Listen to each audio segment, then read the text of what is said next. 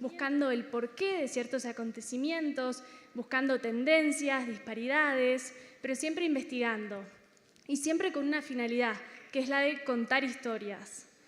Y por otro lado, también buscamos promover la rendición de cuentas gubernamental, es decir, realizar un monitoreo y un control ciudadano, investigando justamente el uso y el abuso de los recursos públicos por parte del gobierno. ¿Para qué? Justamente para promover mayor transparencia en las instituciones gubernamentales. Por otra parte, no nos quedamos solo en nosotros y en lo que nosotros hacemos, también buscamos abrirnos, justamente activando la demanda de información pública de todos los ciudadanos.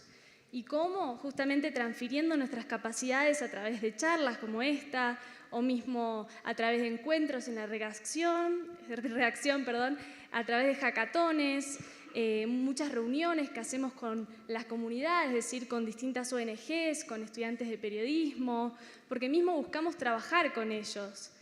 Y por último, vinculado con esto, buscamos el eje de la apertura, pero no se trata de exigirle constantemente al gobierno mayor apertura, mayor información, sino que también nosotros buscamos iniciar esta apertura de datos desde la redacción. Es decir, nunca van a encontrar una nota de La Nación Data donde no estén publicados la base de datos original con la que trabajamos, para que justamente después los ciudadanos puedan reutilizar toda esta información. Ahora bien, este es un caso específico donde se puede ver que aplicamos todos estos ejes de los que hablé recién, que es un caso que conmocionó mucho a la sociedad argentina, es decir, creó un gran impacto, incluso tuvo repercusiones internacionales. Se trata del asesinato del ex fiscal Alberto Nisman y el análisis de las 40.000 escuchas. Para explicarles un poco, porque entiendo que es un poco complejo si no sos de Argentina, Alberto Nisman era el fiscal que estaba a cargo de la investigación de un atentado que ocurrió en la Argentina en 1994, donde explotó un coche bomba en la Asociación Mutual Israelita. Los principales acusados son exfuncionarios del gobierno de Irán, que mismo hoy en día tienen pedidos de captura internacional por parte de la Interpol, y se trata de un proceso largo de investigación donde el gobierno argentino y la justicia le pidió reiteradas veces a Irán que someta a juicio a estos acusados. Sin embargo, Irán se ha negado a acatar el fallo de la justicia argentina. Entonces, Nisman, en toda esta investigación, descubrió y acusó en 2015 a la entonces presidenta Cristina Fernández de Kirchner y a otros funcionarios del gobierno argentino de orquestar un plan delictivo que estaba justamente destinado a dotar de impunidad a estos acusados iraníes con el fin de restablecer plenas relaciones comerciales con Irán. Es decir, para ser sintéticos, Nisman lo que denunció fue que la presidenta y varios otros funcionarios del gobierno habían negociado dar de baja las capturas internacionales de Interpol de estos acusados a cambio de volver a restablecer relaciones comerciales, sobre todo la compra de petróleo. Ahora bien, ¿qué pasó? 4 días después de hacer esta denuncia, ¿qué era lo que Nisman sostenía en su denuncia?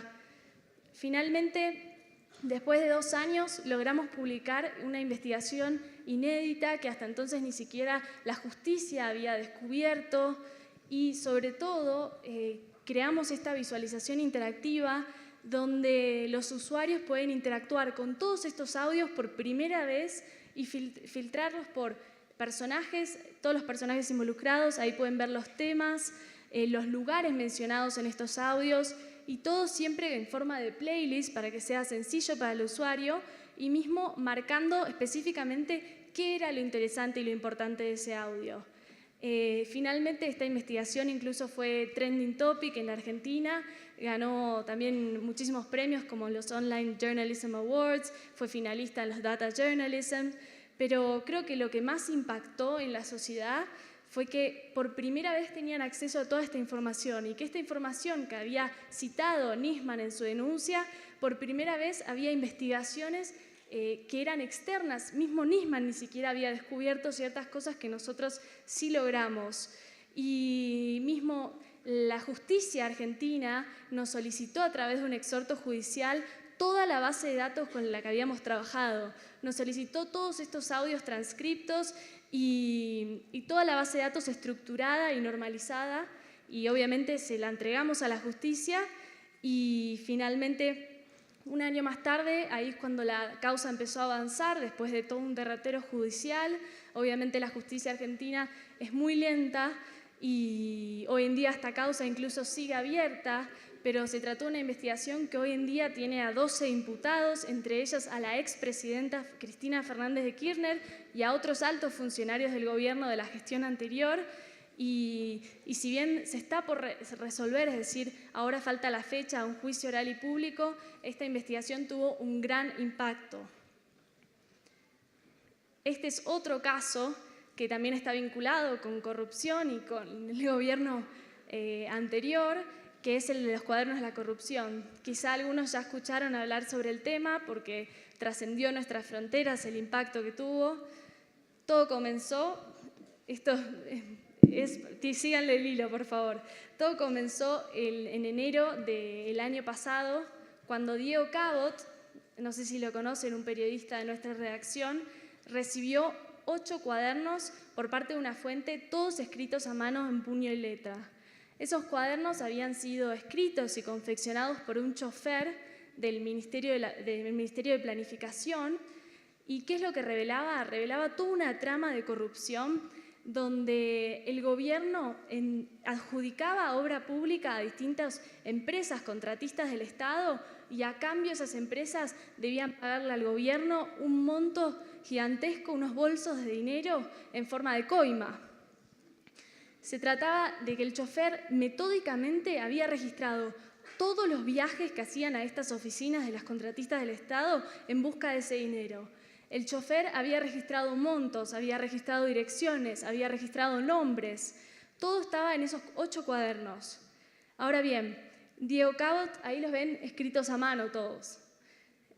Diego Cabot, en una primera instancia, lo que hizo fue transcribir todos estos cuadernos, es decir, digitalizarlos en una hoja de cálculo, donde ahí había creado todo un diccionario de personas, lugares, direcciones. Y finalmente, en una segunda etapa, obviamente tenía que chequear esta información. ¿Cómo iba a saber que efectivamente estos cuadernos pertenecían a este chofer del Ministerio de Planificación y que efectivamente el chofer estaba diciendo la verdad? Cruzó toda esta data con información societaria de las empresas, mismo se dirigió a las distintas direcciones que figuraban ahí, conversó con varios de estos empresarios, también hizo todo un registro de las diferentes licitaciones públicas de estas obras adjudicadas, mismo el porcentaje de avance y de ejecución de cada una de estas obras para ver si todo coincidía. Finalmente se dio cuenta que sí, que todo coincidía, las direcciones, los lugares, los detalles, todo. Entonces decidió tomar una decisión muy importante que es ir a la justicia, que eso no es común en la Argentina. Generalmente el periodista cuando tiene una primicia, lo primero que hace es ir y publicarla. Pero ¿qué pasaba? Corría en riesgo su vida. Ya venía del antecedente de Nisman, donde un fiscal había aparecido muerto en su departamento. Entonces no se podía arriesgar la vida. Se presentó a la justicia, arregló con el fiscal de mantener esta investigación de forma oculta. Ya la justicia ahí avanzó con nuevas pruebas, como por ejemplo cámaras de seguridad, distintas fuentes a las que Diego no tenía acceso, obviamente, por ser periodista. Finalmente, en agosto, la investigación tomó estado público, la justicia había conseguido todas las piezas y mismo en la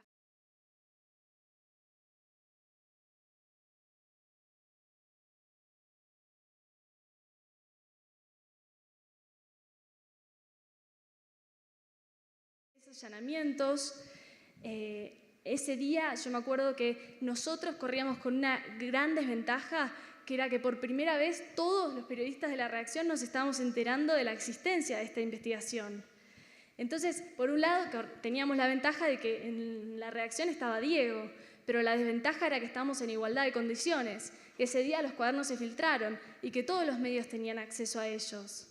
Entonces, me acuerdo que ese día dijimos desde La Nación Data, bueno, nos encerramos en un cuarto con Diego y le dijimos, Diego, decinos ya cuáles son los cuadernos más jugosos que contienen la mayor cantidad de información. Él nos dijo los últimos 3.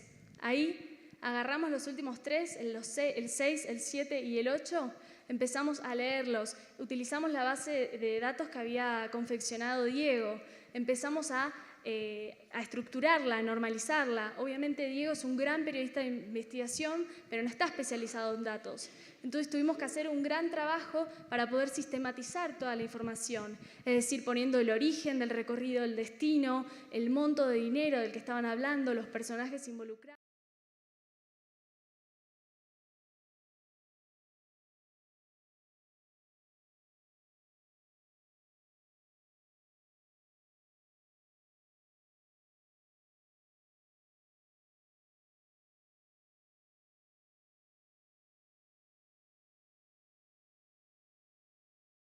Dinero se había utilizado, por ejemplo, para las elecciones, que hicimos un ranking de todos los empresarios que habían pagado la mayor cantidad de sobornos. También descubrimos datos curiosos, como por ejemplo que el día de la recaudación era los miércoles y los jueves, o bien que el 90% de todo este dinero fue a parar a la casa de Cristina Fernández de Kirchner y de su marido Néstor Kirchner, o mismo a la quinta presidencial, que tan solo un 9% del dinero recaudado se quedaba en manos de los participantes de este recorrido. Es decir, que la mayor cantidad de dinero iba a parar a las manos de la expresidenta. Y finalmente también creamos un buscador, es decir, también hicimos una aplicación de servicio para todos los usuarios para que puedan navegar todos los cuadernos de forma digitalizada, con un buscador que también tenía un diccionario. Por ejemplo, si uno tipeaba la palabra valija, le aparecían todas las partes donde estaba bolso, mochila, monto, todas las palabras vinculadas. Y de más está decir que esta es la investigación del año en la Argentina. Diego hizo un gran trabajo, porque piensen que hoy hay 53 personas procesadas en esta causa, entre ellas una expresidenta, todo el despacho del Ministerio de Planificación y todos los principales empresarios contratistas del Estado. Además, hay 35 personas, la mayoría empresarios, que se han declarado arrepentidos y que han confesado estos delitos. Y mismo ayer se dieron a conocer que el juez a cargo de la causa llamó a alrededor de 100 empresarios de la Argentina, casi todos contratistas del Estado, a presentarse a indagatoria, también a la expresidenta. Entonces, al igual que la otra causa, todavía estamos esperando los avances de la justicia, pero yo creo que en este caso las piezas están mucho más cerradas para que la justicia actúe y que por primera vez la corrupción no quede impune. Muchas gracias.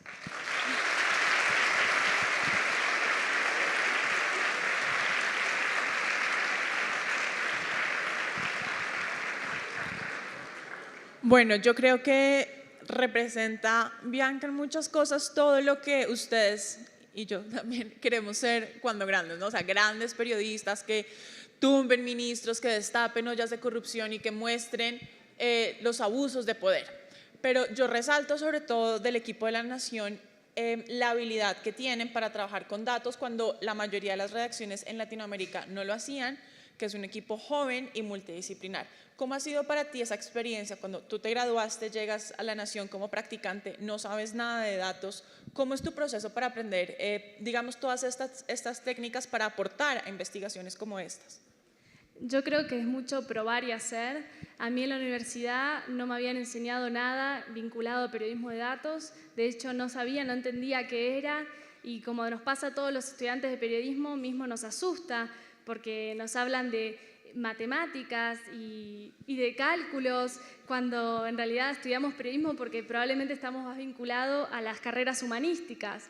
Y sin embargo, de repente te encontrás con toda una faceta del periodismo donde podés hacer periodismo de calidad, de profundidad, de investigación con datos, y que en realidad yo siempre pienso que los datos no es que yo los adore y los ame y los interprete porque tengo ganas. No, siempre hay una historia detrás de los datos y creo que eso es lo que te tienen que animar a empezar a trabajar. Y mismo para aprender es probar, sentarse con las herramientas, ver tutoriales en YouTube. Muchos profesores, sé que Marisa también, están entusiasmados por trabajar con los datos, entonces anímense y pregunten. ¿Qué ventaja editorial crees que les da a ustedes como equipo poder explotar bases de datos, información, números frente a otros equipos? Por ejemplo, en el caso de los cuadernos, cuando salen todos a competir al tiempo, ¿qué ventaja crees que les dio a ustedes tener esa experiencia como equipo de datos? Bueno, obviamente construir un equipo de periodismo de datos, yo creo que para mi jefa, Momi Peralta Ramos, fue muy complicado. Se trató de interiorizarse un tema que no existía en la Argentina. De hecho, hoy somos el único equipo de periodismo de datos en un medio nacional. Y entonces tener la ventaja de poder trabajar con todo este equipo, como dijimos antes, multidisciplinario. Piensen que no son todos periodistas, también hay programadores, hasta tenemos una bibliotecaria. Entonces poder reconocer que en todos ellos hay una fortaleza y que con todos ellos se puede trabajar, creo que eso es lo más importante. Dejar de lado el miedo de que porque no es periodista no va a entender, o al revés, el programador dice no, como es periodista no entiende sobre programación. No, bueno, intentemos intercambiar conocimiento y llegar a grandes proyectos como los que armamos. ¿Y tú crees que sin estas herramientas este tipo de proyectos los podrían haber desarrollado de alguna otra manera? No, no había forma, o por lo menos nos hubiese llevado muchísimo más tiempo del que nos llevó. Piensen que el caso de Nisman estamos hablando de 2 años y de audios, es decir, hubiese sido imposible si no teníamos todas estas herramientas que facilita el periodismo de datos. En el caso colombiano hay muy pocos medios que están implementando en sus redacciones periodistas de datos, y aún menos los que tienen grandes equipos de periodistas de datos. Sin embargo, yo creo que uno no necesita un gran equipo para aportar en algo con conocimiento de datos, de visualización, de análisis de información.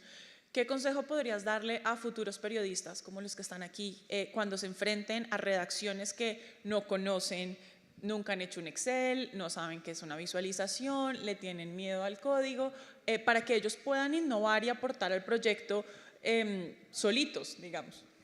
Creo que tienen que primero hacerse amigos de la redacción. A nosotros mucho nos pasó que de repente fuimos reconocidos por toda la comunidad internacional de datos, nos ganamos premios como los Data Journalism Awards, los ONA, y sin embargo dentro de la redacción todavía no nos veían como una herramienta útil. Es decir, tenían una planilla de cálculo y decían no, esto no, bueno, y lo dejaban. Y no tomaban conciencia de que existíamos nosotros ahí en la redacción. Entonces, mi consejo es que empiecen a amigarse, empiecen a explicarles que ustedes están ahí para ayudarlos, que no están ahí para ser avasallantes en sus actitudes, y sobre todo la humildad. Nunca ser soberbios, nunca presentarse como yo sé más que vos, déjame esto a mí, siempre trabajar en equipo.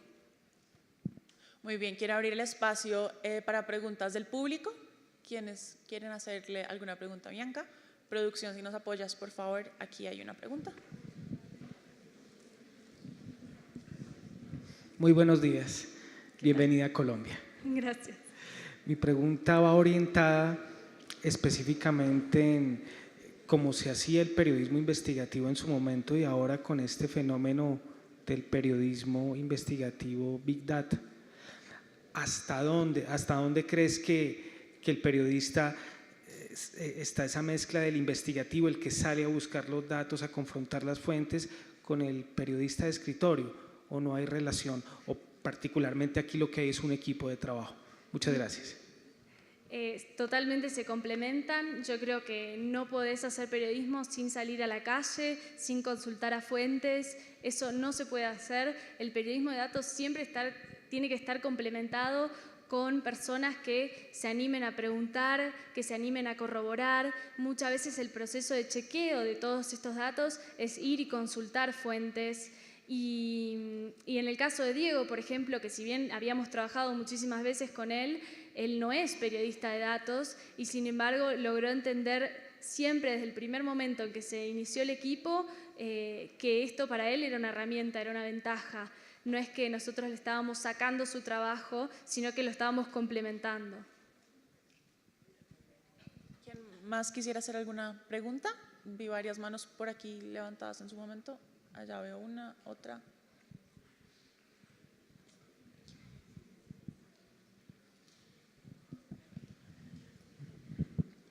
En Hola, buenas tardes.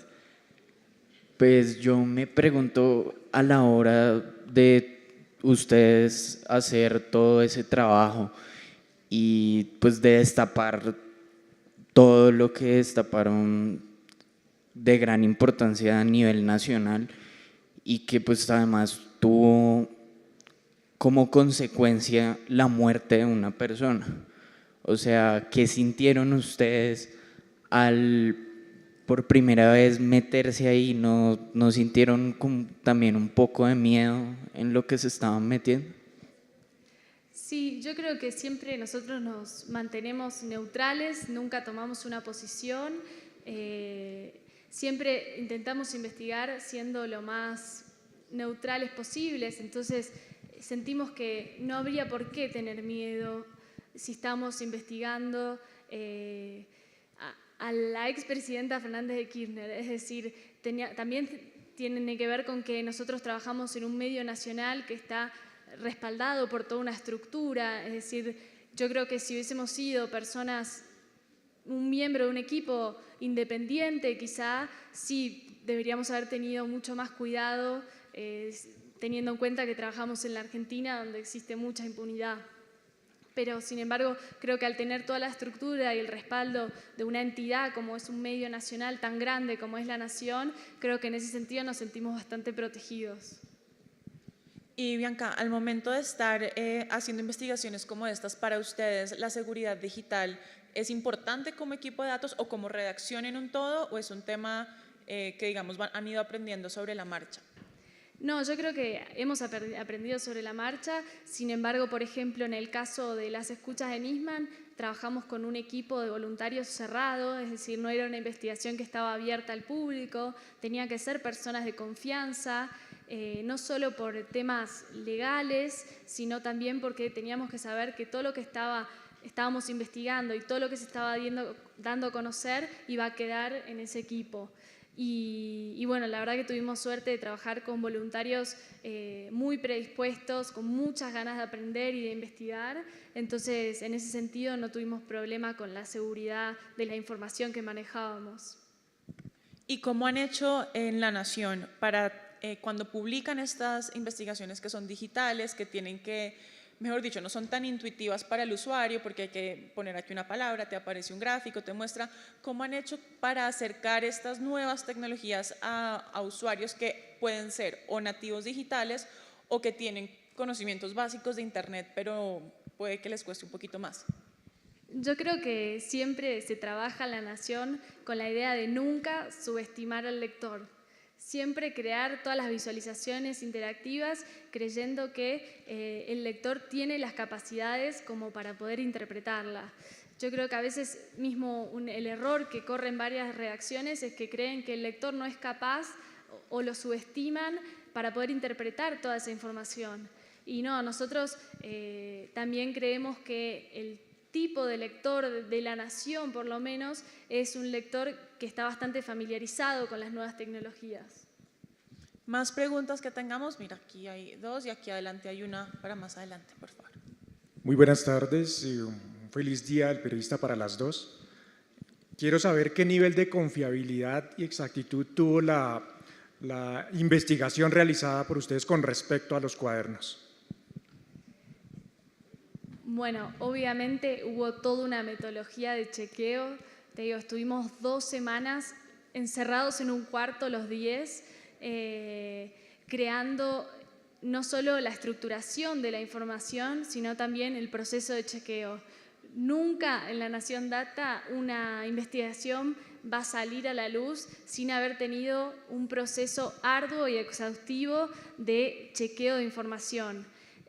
A veces pasaba que el humano obviamente comete errores, no es perfecto, entonces quizá nos dimos cuenta que la carga de un dato estaba mal, pero por eso se necesita de la otra persona para poder volver a leer el cuaderno, volver a transcribirlo y volver a corregirlo.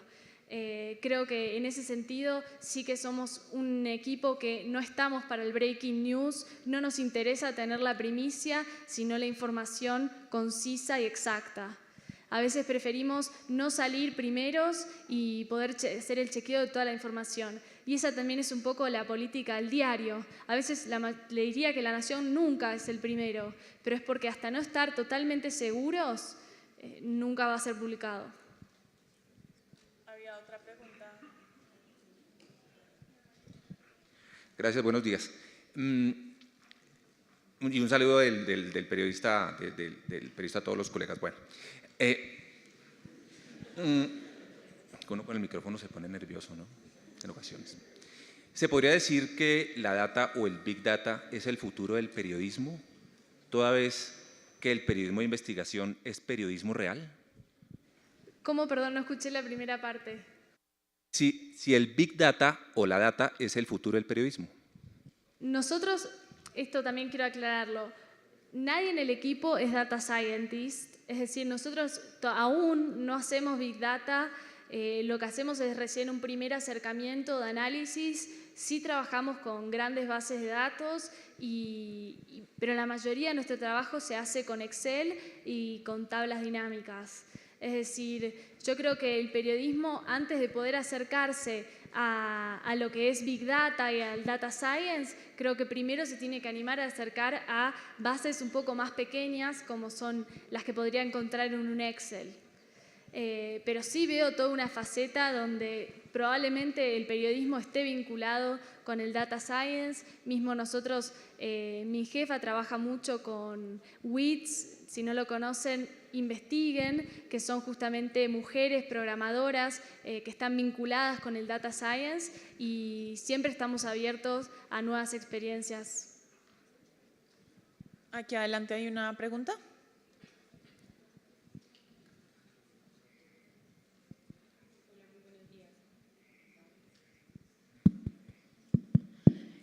Bueno, quería preguntarte, de pronto acá en Colombia, hace unos momentos estaba Santiago Rivas, él sí sufrió como una parte de censura, pero quisiera preguntarte por ese tipo de investigaciones tan fuertes en las cuales ustedes manejan ese tema de confiabilidad.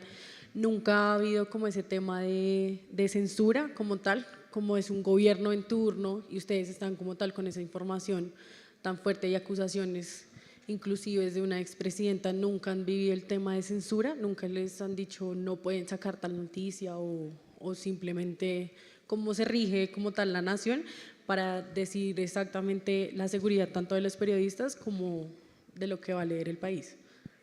Yo creo que sí nos han chicaneado, es decir, que sí los gobiernos han hablado mal de nosotros, pero nunca al nivel de censura. A veces pareciera que los gobiernos manejan la censura en la Argentina a través de la distribución de la pauta oficial. Es decir, lo que pasó mucho en el gobierno anterior era que a los medios afines al gobierno se les entregaba mayor porcentaje de dinero en relación a la pauta oficial. Sin embargo, censura así directa, no. Tenemos aquí una pregunta y luego tenemos dos más atrás. Aquí.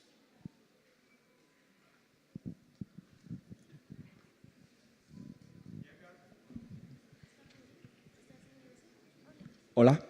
Bianca, buenos días. Marisabel, buenos días y feliz día a todos los periodistas. Así como uno de los capítulos más oscuros de la historia colombiana ha sido nuestro conflicto armado, en la Argentina lo fue la dictadura argentina. ¿Se ha intentado abordar este tema a través del periodismo de datos? Si se ha recopilado información relevante para emitir productos periodísticos. Muchas gracias. Desde que yo estoy en el diario, es decir, hace 2 años, por lo menos no se ha intentado desde el equipo de periodismo de datos del que pertenezco, no hemos trabajado ese tema, pero siempre está la posibilidad. Tenemos dos preguntas allá arribita, si me vuelven a levantar la mano para que las vean, mira. Una y el de allá arriba, por favor. Bueno, la pregunta es si a ti te parece que en las facultades de comunicación y periodismo de todas las universidades debería existir una cátedra de periodismo de datos obligatoria. Sí, obviamente creo que sí, que sin lugar a duda el periodismo de datos debería empezar por enseñarse en las universidades, Como dije, a mí me pasó que en mi universidad aún todavía no habían empezado a tocar el tema de periodismo de datos, de hecho ni siquiera sabía que existía, y de repente me encontré con el director de mi carrera que me presentó a este equipo y me dijo: Bianca, vos tenés que ser voluntaria, tenés que ayudarlos. Y yo empecé siendo voluntaria, después pasante, después contratada y recién ahí efectiva. Es decir, siempre es de a poco y uno se tiene que contactar con personas como Marisa que están dedicadas a este tema, porque realmente el periodismo de datos en parte es el futuro también del periodismo de investigación.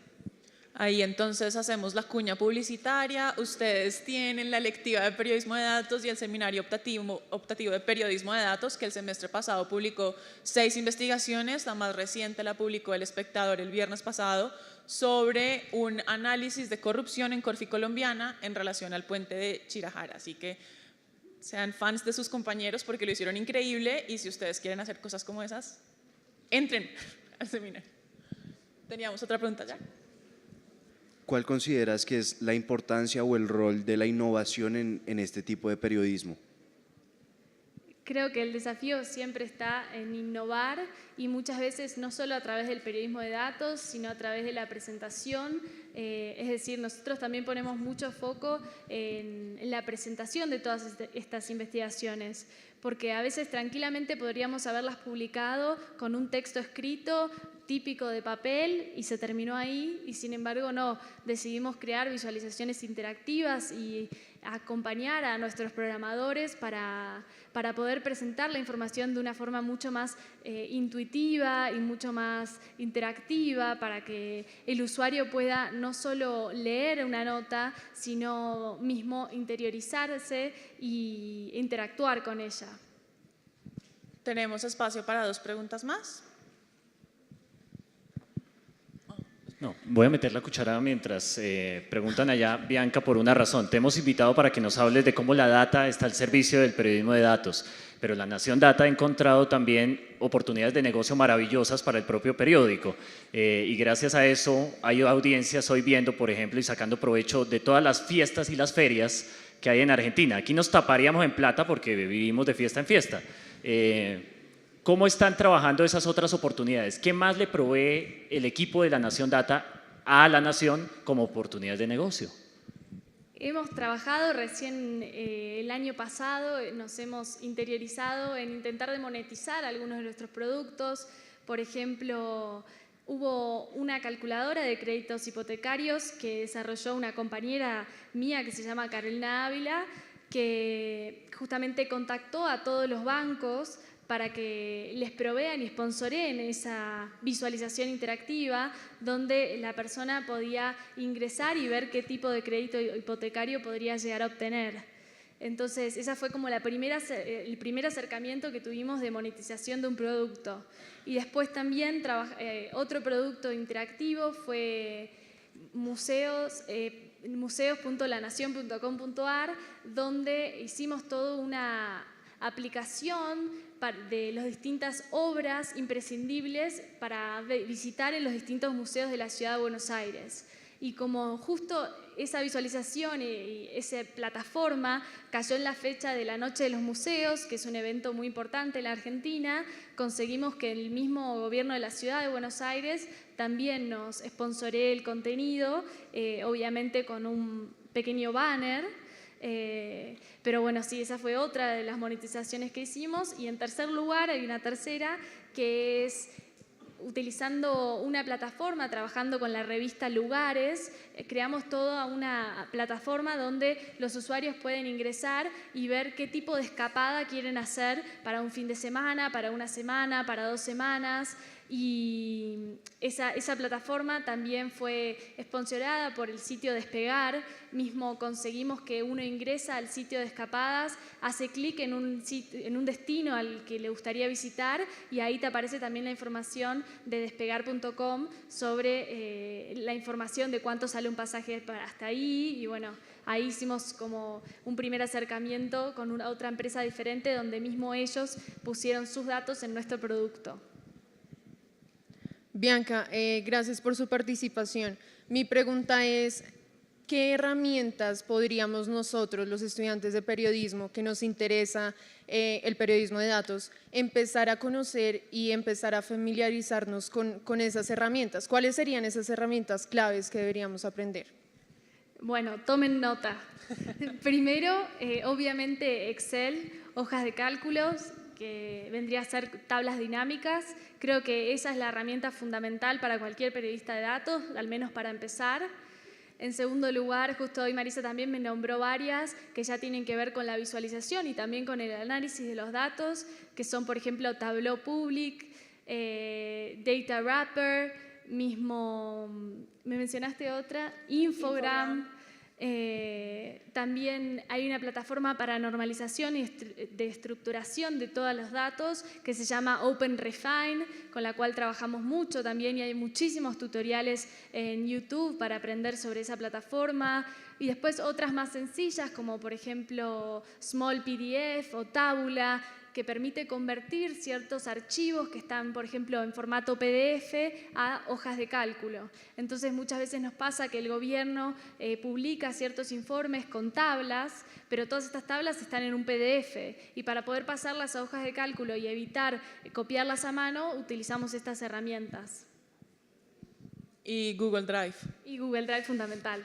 Spreadsheets y mismo Google Drive tiene un montón de extensiones, por ejemplo hay una que se llama Geocode, que es buenísima porque uno tiene una dirección y hace correr el proceso de Geocode y se les divide todo lo que son la latitud y la longitud de esa dirección exacta para después geolocalizar esa dirección en un mapa. Había una pregunta más, vi una aquí en la mitad y hay una mano allá arriba gigante.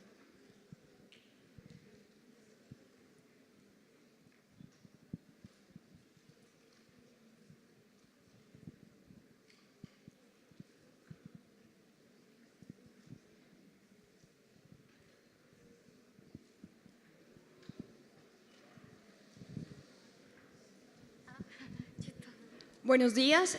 Como periodistas debemos consumir medios internacionales también. Usted como periodista de Argentina, ¿cómo ve el periodismo de Colombia, el tradicional como el que llamamos y el que hace sinergia con los datos? Bueno, yo creo que acá hoy había también una invitada que se llama Gina Morelo, que trabaja en El Tiempo, con la cual tenemos mucho contacto y admiramos un montón. De hecho, ahora hicimos una investigación en conjunto con ella sobre las pequeñas inocentes, que Gina coordinó todo el trabajo de 8 medios de distintos países de la región y yo creo que ese es un ejemplo al que ustedes deberían también apuntar y admirar y creo que es un ejemplo y una referencia de periodismo de datos en Colombia. Y para terminar, Bianca, yo justo quería preguntarte de este proyecto y más que hablar del proyecto en sí mismo, que todos lo pueden consultar, está en la portada del Tiempo, supongo que también está en la portada de La Nación, es ¿qué tan importante crees tú que es para el futuro del periodismo, sea periodismo de datos, investigación, el tipo de periodismo que hagas, la colaboración, no solo con otras carreras, sino con otros periodistas de otros medios? Porque estamos acostumbrados a que esta es mi información, yo no la comparto, es mi chiva, no le digo a nadie, pero ¿hacia dónde crees tú que va esto? El periodismo de datos también se puede reflejar en periodismo colaborativo y no solamente en voluntarios y en crear comunidad, sino también con otros medios. Nosotros nos reunimos e intentamos hacer muchos trabajos colaborativos, mismo con periodismo independiente, como es el equipo de Chequeado de la Argentina, o mismo con ONGs como Poder Ciudadano o mismo Directorio Legislativo. Es decir, siempre hay otra asociación, otro grupo, otro medio que tiene algo para aportarles. Y yo creo que un claro ejemplo de que se puede hacer periodismo de datos con otros medios sin entrar en competencia y enriquecerse fue el proyecto de Pequeñas Inocentes que hicimos con GDA, el Grupo de Diarios de América, que agrupó a distintos medios de la región y a partir de eso salió una gran investigación de periodismo de datos sobre femicidios de menores de edad. Bueno, muchas gracias por habernos acompañado, qué rico que estés aquí. Bianca estará también el resto del día aquí con nosotros para que la aprovechen, si se la encuentran, le hagan sus preguntas y aprovechen todo el conocimiento que ella tiene para darnos. Les damos gracias por habernos acompañado en este panel.